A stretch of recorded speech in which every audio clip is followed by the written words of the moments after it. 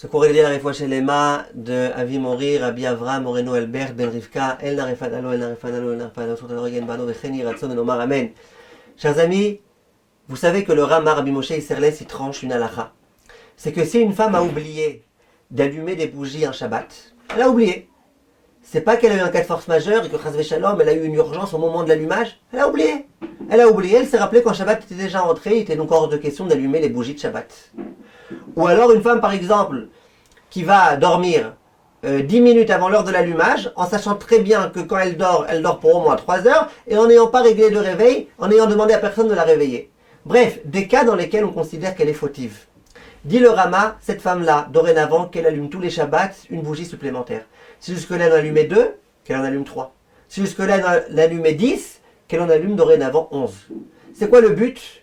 Le but c'est de lui dire la prochaine fois tu te rappelleras. Chaque semaine tu allumes une en plus pour te rappeler qu'une fois tu as oublié. Et que dorénavant ça ne se réitère pas. C'est ça le but. Et aussi bien les Sfaradim que les Ashkenazim ont la coutume de se comporter ainsi. Et s'il y a eu un véritable cas d'oubli, et que le mari n'a pas allumé à la place de sa femme, et que la femme a oublié, qu'il n'y a pas de lumière qui a été allumée pendant Shabbat, on allume une bougie supplémentaire. Les poskim, ils ont traité même des cas dans lesquels la personne est très pauvre, elle n'a pas d'argent pour une bougie de plus. On lui dit allume une bougie un peu plus grande, mets un peu plus d'huile. Bref, c'est pas mon sujet maintenant. Ce que j'aimerais vous dire, c'est que le Rav Ovadia Yosef, il a un très grand chidouche. Un chidouche qui aide beaucoup de personnes. Le Rav Ovadia, il dit, tout ce qu'il y a, c'est un amende qui a été donné. C'est uniquement si à la maison il n'y avait pas de lumière du tout. Ça veut dire les lumières de Shabbat n'ont pas été allumées, il n'y avait pas non plus d'électricité. Il n'y avait pas de lumière.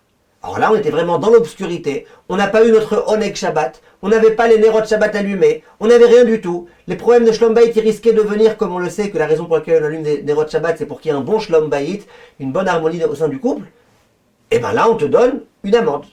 Mais si jamais il y avait de la lumière électricité qui était allumée, donc il y a eu de la lumière. T'as pas allumé les 2 petites nérotes, ok, mais il y avait de la lumière. T'étais pas dans l'obscurité. Il y avait du Oneg Shabbat. Dit le Rav Ovadia Yosef, c'est pas la peine de donner une amende à cette personne-là. Le Rav Osner, il n'a pas été d'accord avec ça.